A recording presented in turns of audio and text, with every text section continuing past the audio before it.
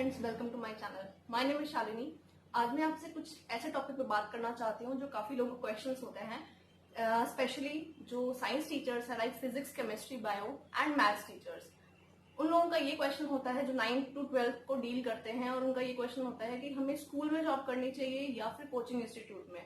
तो मैं आज इसी चीज को डिस्कस करना चाहती हूँ बिकॉज मेरे भी काफी फ्रेंड्स हैं जो मुझसे ये चीज पूछते हैं और काफी डिटेल में पूछते हैं। काफी सारे क्वेश्चंस होते हैं। कोशिश करूंगी मैं आज की वीडियो में काफी सारी चीजों को कवर करूं। अगर स्टिल मेरी कुछ चीजें अनकवर्ड रह जाती हैं तो आप मुझे मैसेज करके, कमेंट करके पूछ सकते हैं और मैं उस पर एक नेक्स्ट वीडियो बना सकती हूँ। तो आज की वीडियो को स्टार्ट करते हैं। सबसे पहले मैं आपको बता दूं, कोचिंग इंस्टीट्यूट जो है वो दो तरह के होते हैं। एक कोचिंग इंस्टीट्यूट उस तरह के होते हैं जो इवनिंग में काम करते हैं, स्पेशली जब स्कूल से स्टूडेंट्स आ जाते हैं और वो इवनिंग में क्लासेस रखते हैं, लाइक 4 to 7 या 4 to 8 क्लासेस होती हैं, और वो फिजिक्स, केमिस्ट्री, मैथ्स, बायो इस तरह की क्लासेस रखते हैं।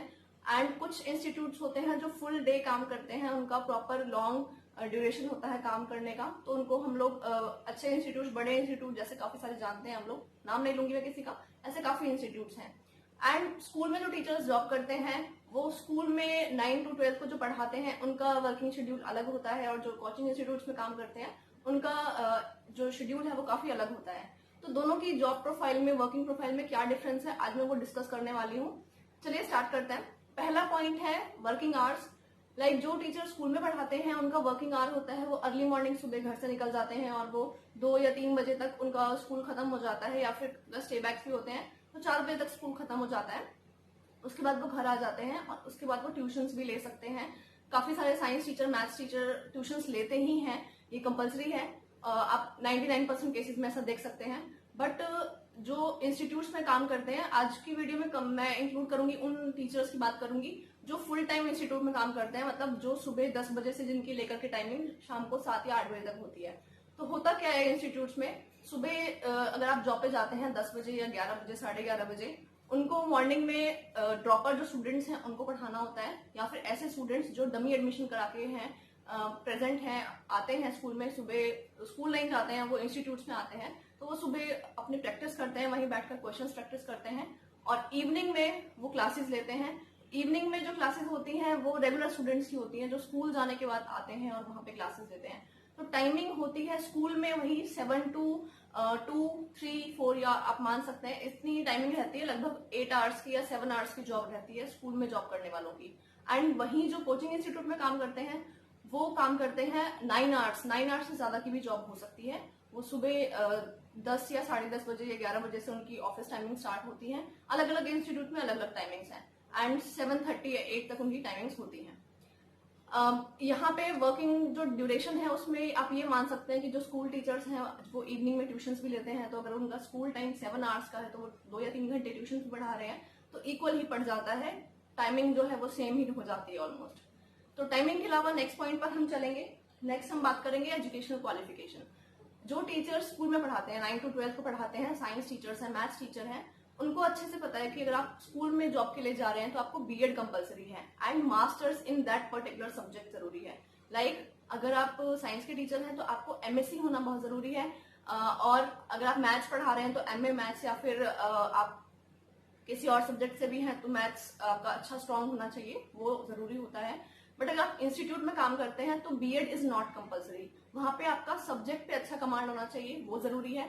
आपको बीएड के लिए कोई कंपल्शन नहीं होता है। लाइक बीटेक और एमटेक किए हुए स्टूडेंट्स जो हैं, आईआईटीएन हैं और एमबीबीएस करे हुए स्टूडेंट्स हैं, वो भी काफी मेडिकल क्लासेस लेते हैं, बायो पढ़ाते हैं इंस्टीट्यूट्स में। तो इंस्टीट्यूट्स में बीएड का कोई कंस्ट्रेंट नहीं है कि आपका बीएड कंपलसरी होना चाहिए, और वो सब्जेक्ट पे ज्यादा फोकस होता है उनका। जो भी सिलेक्शन प्रोसेस क्लियर करते हैं इंस्टीट्यूट का, वो बेसिकली अच्छे स्टूडेंट्स होते हैं, अच्छी यूनिवर्सिटी से पढ़े होते हैं, या फिर उनका सब्जेक्ट नॉलेज बहुत अच्छा होता है। बीसीए, एमसीए और बीबीए इस तरह के टीचर्स भी होते हैं जो वर्सेटाइल, डाइवर्सिफाइड फील्ड से होकर के भी कुछ और सब्जेक्ट पढ़ा रहे हैं क्योंकि उनकी उस पर बहुत अच्छी कमांड है। तो बीएड कंपलसरी नहीं होता है, बाकी आपका कोई भी सब्जेक्ट हो सकता है। बट अगर आप देखो स्कूल में, तो स्कूल में बीएड पे बहुत फोकस किया जाता है, और अगर आप 9 to 12 के टीचर हैं तो आपको मास्टर्स इन दैट सब्जेक्ट होना जरूरी है। अगर आप बायो के टीचर हैं तो एमएससी इन बॉटनी, जूलॉजी जरूरी है, या फिर अगर आप केमिस्ट्री के टीचर हैं तो एमएससी केमिस्ट्री या एमएससी बायो केमिस्ट्री जरूरी होती है। इसी तरह से फिजिक्स के साथ भी है। तो ये होती है एजुकेशनल क्वालिफिकेशंस की रिक्वायरमेंट। इन दोनों जगह पे जॉब्स के लिए अलग अलग होती है। थर्ड हमारा पॉइंट है सब्जेक्ट नॉलेज। अगर जो टीचर स्कूल में पढ़ाता है 9 to 12 को पढ़ा रहा है तो उसकी सब्जेक्ट नॉलेज सीबीएसई एनसीईआरटी तक लिमिटेड रहती है, वो इसी को बूस्ट अप करता है और उसी पे ज्यादा फोकस करता है। बिकॉज जो बोर्ड के एग्जाम्स होते हैं उनमें एनसीईआरटी बेस्ड ही पेपर आता है, तो उन स्टूडेंट्स को, जो उनके स्टूडेंट्स हैं उनको वो ऐसा सब्जेक्ट मटेरियल प्रोवाइड करवाते हैं जो एनसीईआरटी बेस्ड हो और अच्छे क्वेश्चंस करवाते हैं, पर वो एनसीईआरटी लिमिट से क्रॉस नहीं करते हैं। बहुत अच्छे लेवल की चीजें, मतलब मैं कहूँ कि एंट्रेंस लेवल की चीजें नहीं पढ़ाई जाती हैं। बट वहीं अगर हम कोचिंग इंस्टीट्यूट की बात करें तो कोचिंग इंस्टीट्यूट में जो बच्चा पहुंचता है पढ़ने के लिए वो ऐसा बच्चा होता है जो काफी इंटेलिजेंट होता है या फिर एक्स्ट्रा ऑर्डिनरी स्टूडेंट होता है। अगर स्कूल में देखा जाए तो स्कूल में हर तरह के स्टूडेंट्स होते हैं। एक क्लास अगर 50 स्टूडेंट्स की है तो उसमें 10% स्टूडेंट्स अगर आपके इंटेलिजेंट हैं तो 10% स्टूडेंट्स जो होंगे वो बिलो एवरेज या इतने बहुत अच्छी लर्निंग पावर उनकी नहीं होगी। बाकी स्टूडेंट्स एवरेज होते हैं, मतलब 80% students are average in the class. तो आपको एवरेज स्टूडेंट्स को लेकर के चलना होता है। वहां पे जो बहुत अच्छे इंटेलिजेंट स्टूडेंट्स हैं उनको भी वही फोकस नहीं होता है, उनके ऊपर कोई स्पेशल फोकस नहीं दिया जाता है और सभी स्टूडेंट्स को एक जैसा पढ़ाया जाता है।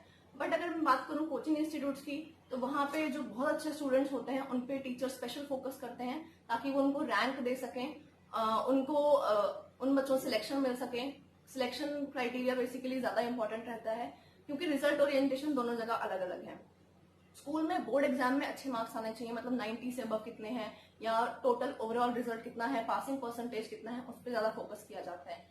तो जो टीचर्स होते हैं वो नाइन्थ और 11th पे इतना फोकस नहीं करते हैं जितना 10th और 12th की एक्स्ट्रा क्लासेस ली जाती हैं उन पर फोकस किया जाता है।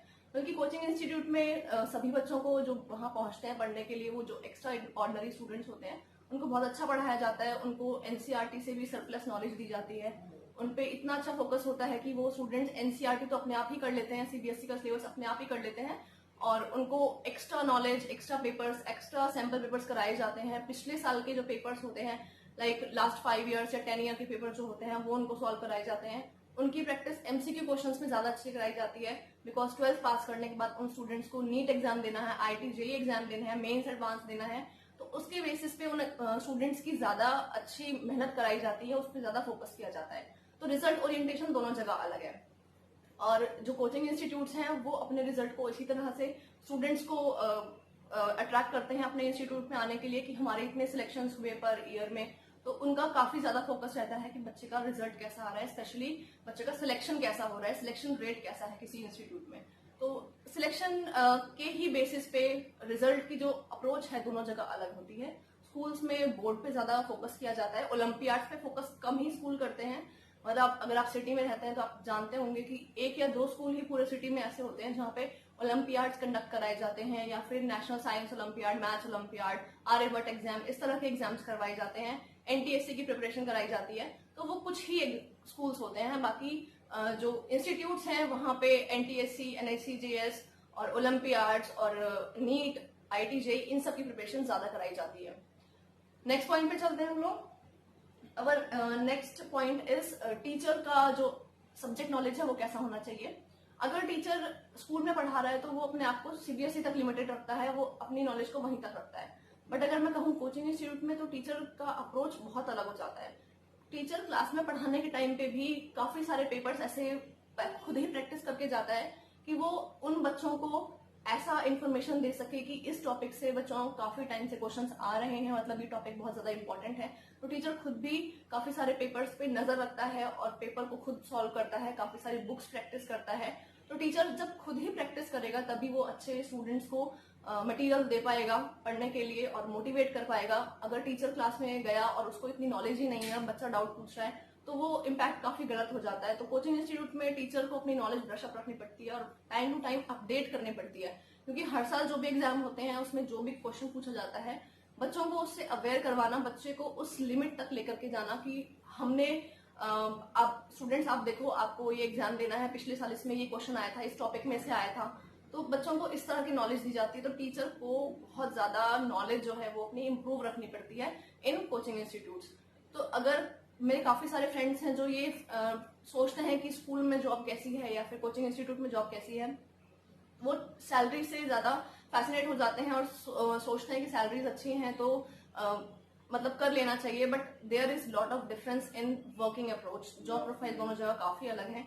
तो आप इस चीज का सिलेक्शन अपने माइंड में खुद कर लें। और जहां तक बात आती है सिलेक्शन प्रोसेस की, तो उसके लिए मैं अलग से वीडियो बना दूंगी अगर आपको चाहिए होगा। अगर आपको कुछ क्वेरीज होंगी तो आप मुझे कमेंट कर सकते हैं।